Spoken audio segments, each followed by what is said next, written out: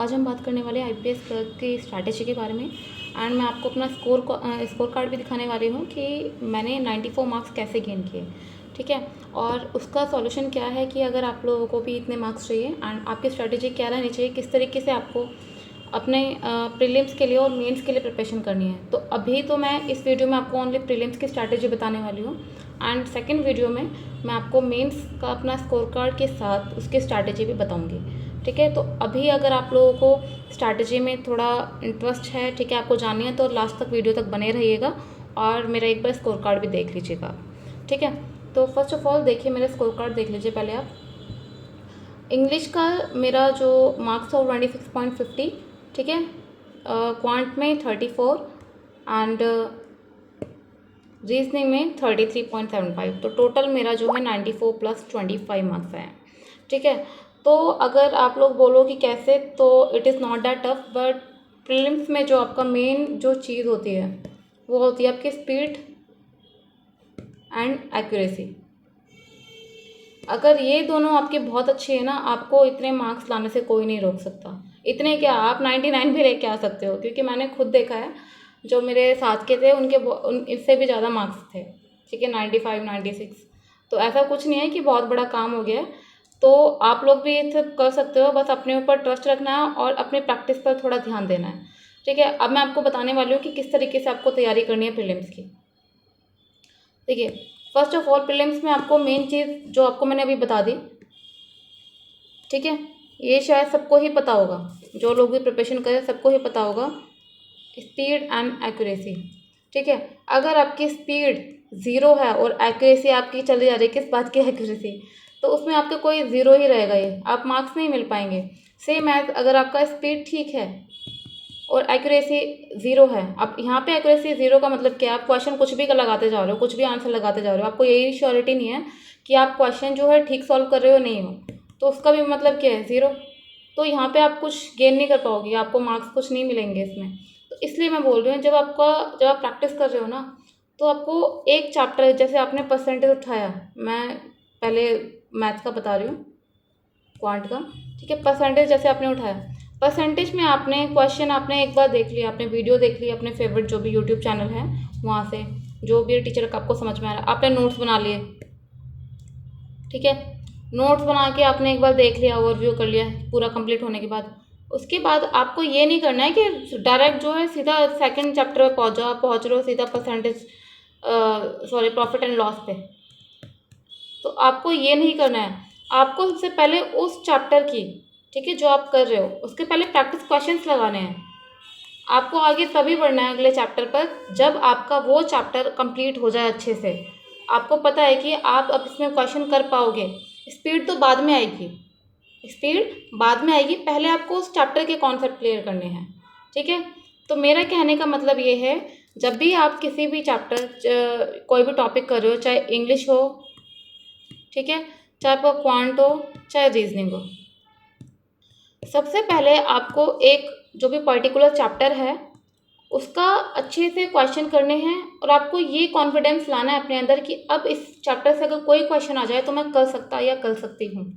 ठीक है, स्पीड की बात है, स्पीड आपको बाद में बनानी है जब आपके सारे चैप्टर्स के कॉन्सेप्ट जो है क्लियर हो जाए। ठीक है, आप एक पर्टिकुलर चैप्टर से स्पीड नहीं बनाना है, ना वही बन पाएगी, क्योंकि जब आप मिक्स्ड क्वेश्चंस करोगे ना मॉक टेस्ट में, या फिर बहुत सारी ऐप्स हैं, या फिर आपके पास पीडीएफ मिल जाएंगी बहुत सारी, वहाँ से आपको मिक्स्ड क्वेश्चंस करने हैं, वहाँ से आपको अपनी स्पीड देखनी है कि एक्यूरेसी के साथ आपके कॉन्सेप्ट क्लियर होने के साथ साथ आपकी स्पीड कैसी है। अगर आपके कॉन्सेप्ट क्लियर हैं तो आप इजीली क्वेश्चन जल्दी टाइम में कर पाओगे, और वो कब कर पाओगे, जब आपकी प्रैक्टिस होगी कंटिन्यू, अगर आपकी प्रैक्टिस होगी। ठीक है, तो सबसे पहले इंग्लिश की बात करते हैं। देखिए, इंग्लिश में सारा मेन फंडा ना आपका रीडिंग का होता है। हाँ, रूल्स भी हैं, वो भी बताऊंगी मैं आपको, ग्रामर रूल्स। रीडिंग इसलिए क्योंकि आप एक चीज़ आप नोट करना कि आप लोग वेब सीरीज़ अगर देखते हो, वेब सीरीज़ या कोई भी इंग्लिश मूवीज़ देखते हो जहाँ पे सबटाइटल मेंशन होते हैं, तो आपको जो आप जनरल वे में देखोगे ना, कोई भी सेंटेंस देखोगे, तो आपको ना अगर उसमें कुछ गलत है तो आपको एक चीज़ एहसास हो जाएगा। ठीक है, आपको ये नहीं पता होगा कि हाँ वो गलत है, कहाँ पे गलत है, लेकिन ये हो जाएगा कि हाँ भाई इसमें कुछ ना कुछ मिस्टेक है, तो आपको वो आइडिया लग जाएगा। तो रीडिंग जो है बहुत इंपॉर्टेंट है। अब मैं आपको ये नहीं कह रही आप रीड जो है ओनली न्यूज़पेपर करो। न्यूज़पेपर सभी लोग इसलिए सजेस्ट करते हैं क्योंकि आपके करंट अफेयर में भी काम आ जाता है, आपके पास थोड़ी नॉलेज बढ़ जाती है उसके लिए। ठीक है, आगे जो भी आपके एग्ज़ाम आ रहे हैं, आप जो रिसेंट इंसिडेंट्स चल रहे हैं तो उनके बारे में आपको थोड़ा नॉलेज हो जाता है, इसलिए न्यूज़पेपर सभी प्रेफर करते हैं। बाकी अगर आपको इंग्लिश अपनी स्ट्रॉन्ग करनी है तो आप कुछ भी पढ़ सकते हैं, अपनी बुक उठा लीजिए कोई भी, आपको जो सब्जेक्ट पसंद है, आपको स्टोरीज पसंद है, इंग्लिश स्टोरीज बुक उठा लीजिए, लेकिन रीडिंग इज मस्ट। जितना आप पढ़ाई करोगे, जितना आप पढ़ोगे इंग्लिश को, उतना आपको जो है माइंड में बैठेगा कि कहाँ पे ये चीज़ ठीक है, कहाँ पे नहीं है। ठीक है, और साथ में आपको रूल्स जरूर करने हैं। अब रूल्स कौन से? निमिषा मैम के, ठीक है, 120 ग्रामर रूल्स हैं, वो आपको अच्छे से करने हैं। अब रट्टा मारने की ज़रूरत नहीं है उसमें, आपको पहले एक बार देखना है, समझना है, उसके बाद आपको प्रैक्टिस क्वेश्चंस लगा ले हैं एरर स्पॉटिंग वाले। वो रूल्स आपके हर चीज़ में काम आएंगे, आपके चाहे एरर स्पॉटिंग हो, चाहे फिलर्स का क्वेश्चन हो, ठीक है, या फिर आपका सेंटेंस अरेंजमेंट हो, ठीक है, सभी में काम आएंगे वो रूल्स। और साथ में रीडिंग तो आपकी इंपॉर्टेंट है ही, बिकॉज रीडिंग से आपका रीडिंग कॉम्प्रिहेंशन, जिसको आरसी बोलते हो आप लोग, उसमें बहुत ज़्यादा बेनिफिशियल होगा उसमें, क्योंकि आपको रीडिंग की नॉलेज हो गई, रीडिंग आप कंटिन्यू कर रहे हो ना, तो आपको पता है, आपको समरी पता चल जाती है, एंड उसी चीज़ से आपको आरसी में भी थोड़ा बेनिफिट होगा, क्योंकि आपके पास टाइम ज़्यादा होता नहीं है प्रीलिम्स में, ओनली 20 मिनट्स में आपको 2 आरसी आते हैं प्रीलिम्स में। ठीक है, फर्स्ट जो इंग्लिश होता है उसमें 2 आरसी मिलेंगे आपको, एक थोड़ा ईजी होगा, थोड़ा एक मॉडरेट लेवल होगा। ठीक है, एंड बाकी आपके मिसलेनियस क्वेश्चंस होंगे। तो एक आरसी में 5 से 7 क्वेश्चंस होते हैं, तो काफ़ी मतलब जो पार्ट होता है काफ़ी होता है इसका आरसी का। अगर आप लोग रीडिंग करने में प्रॉब्लम कर रहे हो तो आरसी में बहुत प्रॉब्लम होगा आपको। ठीक है, ये मैं अपना पर्सनल एक्सपीरियंस बता रही हूँ। तो आपको रीडिंग जरूर करना है। ठीक है, आप इससे आपका रीडिंग कॉम्प्रिहेंशन में 15-16 मार्क्स आपके वहीं से इजीली गेन हो जाएंगे। ठीक है, ये करना है। साथ में आपको रूल्स बता दिए मैंने, रूल्स करने हैं। इसके अलावा आप बेशक कुछ मत करिए, ठीक है, क्योंकि आप लोग बोलोगे कि मैम बाकी टीचर्स तो ये भी बताते हैं, ये भी बताते हैं, ये भी करना है इंग्लिश में। मैंने सिर्फ यही 2 चीज़ें की हैं, मैंने इसके अलावा कुछ नहीं किया। मैंने सिर्फ प्रैक्टिस की, उसके बाद ये दोनों चीज़ें करने के बाद ओनली प्रैक्टिस। जितने ज़्यादा आप क्वेश्चंस लगाओगे उतने ज़्यादा आपको नॉलेज होगी, उतना ज़्यादा आपको पता चलेगा कहाँ पे आप गलती कर रहे हो और कहाँ पे ये चीज़ ठीक होनी चाहिए, क्योंकि गलतियों से भी आप लोग सीखते हो। मैं पता है क्या करती थी, जैसे मैंने कोई भी आपका उठा लिया, मैंने कोई भी प्रैक्टिस सेट उठा लिया, ठीक है, इंग्लिश का। अब उसमें मैंने देखा उस क्वेश्चन में मेरा एरर स्पॉटिंग गलत हो गया, ठीक है, और वो मुझे पता था कि यहाँ पे होना था, लेकिन मैंने फिर भी गलत कर दिया। लेकिन जब आप देखोगे ना उसका आंसर, तो आपको ये चीज़ पता चलेगा कि हाँ भाई, ये चीज़ मैंने नोट नहीं की, इस चीज़ को मुझे नोट कर लेना चाहिए। तो आप लोगों को जहाँ लग रहा है गलतियों से कि हाँ ये चीज़ लिखने लायक है, तो उसको नोट डाउन कर लीजिए अपने नोट्स में। ठीक है, तो ये बहुत ज़्यादा चीज़ें काम आएंगी आपको, कि आपको कॉन्सेप्ट करने के बाद आपको प्रैक्टिस जरूर करनी है। प्रैक्टिस ज़्यादा से ज़्यादा, जितना आपके पास टाइम है पूरा प्रैक्टिस में लगा दो जब आपका कंप्लीट हो जाए। ठीक है, तो ये था आपका इंग्लिश का। अगर आप ये चीज़ें कर लेते हो ना, जिस तरीके से मैंने आपको ये जिस तरीके से बताई हैं, सोर्सेज तो आपको सारे टीचर्स बता देंगे, लेकिन जो तरीका आपको बता रही हूँ, तो आपके 26+ ईजिली मार्क्स आप इजीली हर एक सब्जेक्ट में, आईपीएस क्लर्क ही नहीं, सभी सब्जेक्ट जितने भी एग्जाम्स आपके, सब में आप गेन कर पाओगे। ठीक है, तो ये था इंग्लिश का। अब हम बात करते हैं अपना रीजनिंग का। रीजनिंग में देखिए, सबसे स्कोरिंग सब्जेक्ट होता है रीजनिंग। इंग्लिश में तो ये होता है कि आप को कंफर्म नहीं होता है कि कितना आपका ठीक होगा कितना नहीं, ज़्यादा श्योरिटी नहीं होती है, लेकिन रीजनिंग में आपके पास श्योरिटी होती है कि हाँ मैंने ये जो क्वेश्चन किया है वो ठीक होगा। अब यहाँ पे आप इजीली 30+ मार्क्स कैसे गेन कर सकते हो?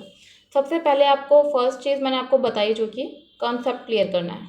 ठीक है, चैप्टर वाइज आपने, जैसे कि डायरेक्शन, अगर आप फ्रेशर हो उनके लिए बता रही हूँ, बाकी जिनको आता है तो उनको तो प्रैक्टिस करने की ज़रूरत है ओनली। डायरेक्शन हो गया, उसका देख लिया आपने, प्रैक्टिस क्वेश्चंस लगाइए। ठीक है, आपका इनइक्वालिटी होगा, बहुत इजी चैप्टर्स हैं। बस इनमें रीजनिंग में आपको चाहिए स्पीड। ठीक है, स्पीड चाहिए, और स्पीड कहाँ से बनेगी? वो आपकी बनेगी प्रैक्टिस से। आपको क्या करना है, जब आपका सारा चैप्टर कंप्लीट हो जाए, एक तो आपको याद रखना है कि आपको पजल्स डेली 5 पजल्स आपको डेली सॉल्व करनी ही करनी है। अब आप देख लीजिए किस टाइम आपको डेली सॉल्व करनी है ये। ठीक है, इस चीज़ में ढील मत देना, जितना पजल स्ट्रॉन्ग करोगे उतना बेटर है आपके लिए, क्योंकि पजल्स का जो पार्ट होता है बहुत ज़्यादा होता है, उसमें 5 से 7 क्वेश्चन आपके पजल के मिलेंगे। ठीक है, कुछ ईजी होते हैं, कुछ टफ होते हैं। ठीक है, तो अगर आपको पजल्स बहुत अच्छे से आती हैं, आप देख के ईजिली कर सकते हो। फिर डेली आपको 5 पजल्स लगानी है, या फिर आपके पास ज़्यादा टाइम है तो इसको थोड़ा बड़ा कर लीजिए, ज़्यादा इसका मतलब क्वेश्चन है ज़्यादा बढ़ा लीजिए इसके, ठीक है। दूसरा, पजल्स तो आपको करनी है, बाकी जो मिसलेनियस क्वेश्चन उनकी डेली प्रैक्टिस कीजिए। अब आपको प्रैक्टिस कहाँ से करनी है, आपको गूगल कीजिए, वहाँ पे आपको प्रैक्टिस सेट्स मिल जाएंगे हर एक चैप्टर के, ठीक है। जैसे किसी किसी को सिलॉक्स बहुत बेकार लगते हैं, ठीक है, नहीं हो पाते, तो आपको क्या करना है, सबसे पहले सिलॉक्स को इतना स्ट्रॉन्ग कर लीजिए, 200 300 500 पीडीएफ मतलब क्वेश्चन की पीडीएफ आती है, ठीक है, गूगल पर मिल जाएगी आपको। कंटिन्यू लगाते रहिए, कब तक नहीं आएगा, कब तक नहीं आएगी वो चीज़, जब तक आप प्रैक्टिस करोगे ना, तो अपने आप जो चीज़ नहीं आती है ना, थोड़ी थोड़ा करके आपको पता चल जाएगा कि हाँ वो चीज़ कैसे होनी है, ठीक है। तो आपको सबसे पहले आपको देखना है कि सारा आपको आता है या नहीं आता है। नहीं आता है तो प्रैक्टिस कीजिए चैप्टर वाइज। उसके बाद आपको पूरे मिक्स्ड क्वेश्चंस, यानी कि आपको सेक्शनल मॉक टेस्ट लगाना है। उसके बाद अभी मैं कंप्लीट मॉक टेस्ट के लिए नहीं कह रही हूँ, पहले मैं सब्जेक्ट वाइज बता रही हूँ आपको। तो सबसे पहले आपको सेक्शनल मॉक टेस्ट लगाना है रीजनिंग का। आपको देखना है कि आप कहाँ पर स्टैंड हो, कितने मार्क्स आपको मिल पा रहे हैं, कहाँ पर गलती हो रही है, कहाँ पर मेरे को मार्क्स नहीं मिल पा रहे हैं, और जो छोड़ रहा हूँ मैं, छोड़ रही हूँ, वो क्यों छोड़ पा रहा हूँ। तो उन चीज़ों को एनालाइज करना है, और जहाँ पे गलती हो रही है उनको देखना है कि आपको वहाँ गलती क्यों हुई। आपको तो आता था और फिर भी गलती हो गई वहाँ पे, तो उस चीज़ को, उस क्वेश्चन को आप उस चैप्टर पे दोबारा जाइए और वहाँ पे देखिए कौन सा कॉन्सेप्ट था जो आपसे नहीं हो पाया, ठीक है। तो इस तरीके से आपको रीजनिंग करना है, ठीक है। नेक्स्ट हम आते हैं अपना क्वांट पे, जो काफ़ी लोगों का बहुत भयानक सब्जेक्ट है। मेरा भी हुआ करता था, अभी भी पसंद नहीं है, बट स्टिल करना पड़ा, एंड आपसे भी होगा, ठीक है। क्वांट को क्या करना है, क्वांट का पहला आपको चीज़ है कॉन्सेप्ट क्लियर करना है, जो आपको रीजनिंग बताया मैंने, चैप्टर वाइज, ठीक है। चैप्टर वाइज कॉन्सेप्ट क्लियर करने हैं। उसके बाद आपका जैसे फर्स्ट चैप्टर आपने कर लिया, उसके बाद उस चैप्टर के क्वेश्चन नोट्स बनाने हैं साथ साथ, ठीक है। नोट्स मैंडेटरी हैं, बिकॉज आप दोबारा से तो वो वीडियो देखोगे नहीं जो आप कर रहे हो, तो नोट्स ही हेल्पफुल होते हैं कि अगर आप कहीं अटक जाते हो किसी क्वेश्चन में, तो कम से कम आप वापस अपने नोट्स में जाकर देख सकते हो कि यहाँ पे कौन सा कॉन्सेप्ट यूज होता है, यहाँ पे कौन सी इक्वेशन थी, उसको कैसे सॉल्व करना है, क्योंकि वीडियो में बहुत टाइम आपका वेस्ट होगा। तो आप वीडियो से देख रहे हो कि आपको एक बार में समझ आ जाए, और उसके अकॉर्डिंग साथ साथ अपने नोट्स बनाते चलो, ठीक है। नोट्स हर एक सब्जेक्ट में इंपॉर्टेंट है, हर एक सब्जेक्ट में, ऐसा नहीं इसी में, हर एक सब्जेक्ट में इंपॉर्टेंट है, ठीक है। नोट्स बनाने, नोट्स बनाने के बाद आपको ओवरव्यू करना है एक बार, ठीक है। नोट्स का ओवरव्यू करना है, ठीक है, कि कौन से क्वेश्चन ऐसे थे कि इसको इस तरीके से किया गया, इसको इस तरीके से, ठीक है। उसके बाद उस चैप्टर के आपको क्वेश्चंस लगाने हैं, ठीक है। उस चैप्टर के आपको क्वेश्चंस लगाने हैं। जब आप कॉन्फिडेंस हो जाओ, मतलब कॉन्फिडेंट आ जाओ आपके अंदर कि हाँ आई एम कॉन्फिडेंट इनफ कि मैं आप क्वेश्चन सॉल्व कर सकता हूँ उस सब्जेक्ट के, उसके बाद अभी स्पीड को हमें नहीं देखना है, अभी हमें अपने कॉन्सेप्चुअल जो बेस है उसको स्ट्रॉन्ग करना है। उसमें हमें देखना है कि हमारा कॉन्सेप्ट यहाँ पे क्लियर हुआ है या नहीं हुआ है, हम क्वेश्चन कर पा रहे हैं या नहीं कर पा रहे हैं, स्पीड बाद की बात है, ठीक है। इसके बाद आपको जाना है सेकंड चैप्टर पर, सेम है जो मैंने इसमें बताया आपको। जब आपके सारे चैप्टर्स कंप्लीट हो जाएं, ठीक है, जब आपके सारे चैप्टर्स कंप्लीट हो जाएं, उसके बाद आपको सेक्शनल मॉक टेस्ट लगाने हैं, ठीक है। सेक्शनल मॉक टेस्ट लगाने हैं, उसके बाद आपको देखना है कि आपके क्वेश्चंस कहाँ पे गलत हो रहे हैं। लाइक आपने प्रॉफिट एंड लॉस बहुत अच्छे से किया हुआ था, आपके क्वेश्चन सॉल्व हो रहे थे उस टाइम, लेकिन सेक्शनल मॉक टेस्ट में आपका क्वेश्चन गलत हो गया, आंसर गलत आ गया, या आपसे हुआ नहीं, आपने स्किप कर दिया नहीं होने के कारण, तो आपको वापस प्रॉफिट एंड लॉस वाले चैप्टर के नोट्स में जाना है एंड देखना है, ठीक है। अगर अभी भी समझ में नहीं आए, फिर दोबारा उस प्रैक्टिस जो उस चैप्टर के दोबारा प्रैक्टिस कीजिए, क्वेश्चंस दोबारा क्वेश्चन लगाइए उस ही सब मतलब कॉन्सेप्ट से बेस, ठीक है। तो इस तरीके से आपको मॉक टेस्ट को एनालाइज करना है, देखना है आप कहाँ पे स्ट्रांग हो, कहाँ पे कम हो, कहाँ पे आपको ज़्यादा टाइम देना है, कहाँ पे नहीं देना है। तो ये सब तो चीज़ें थी कि आपको कैसे आपको सब्जेक्ट वाइज जो है करना है सारी चीज़ों को ग्रास्प। उसके बाद जब आपका लगा, आपको पता है कि आप सेक्शनल में अच्छा मार्क्स लेके आ पा रहे हो, आप टाइम के अकॉर्डिंग कर पा रहे हो, ठीक है। टाइम भी तभी कम लगेगा ना जब आपको आता होगा चीज़ों को, चीज़ें ही नहीं आएंगी, आप टाइम तो उसमें ज़्यादा ही लगाओगे ऑब्वियसली, ये तो जनरल सी बात है। तो इसलिए चीज़ों को आना ज़्यादा ज़रूरी है, स्पीड तो अपने आप बढ़ जाती है क्योंकि जो चीज़ आपको आती नहीं होगी तो उसको मतलब टाइम दोगे ही, उसमें सोचने में टाइम लगेगा। जो आती है उसको तो तुरंत देखते ही बस अपना करना स्टार्ट हो गए, ठीक है। तो इसलिए उसके बाद जब आपका हो जाए सेक्शनल, उसके बाद आपको लगाना है फुल मॉक टेस्ट। अब फुल मॉक टेस्ट आपको बताया कि आप कहाँ पे स्टैंड हो रहे हो। परसेंटाइल स्टार्टिंग में कम आ रही है, नो प्रॉब्लम, आपको वो बढ़ेगी, धीरे धीरे बढ़ेगी।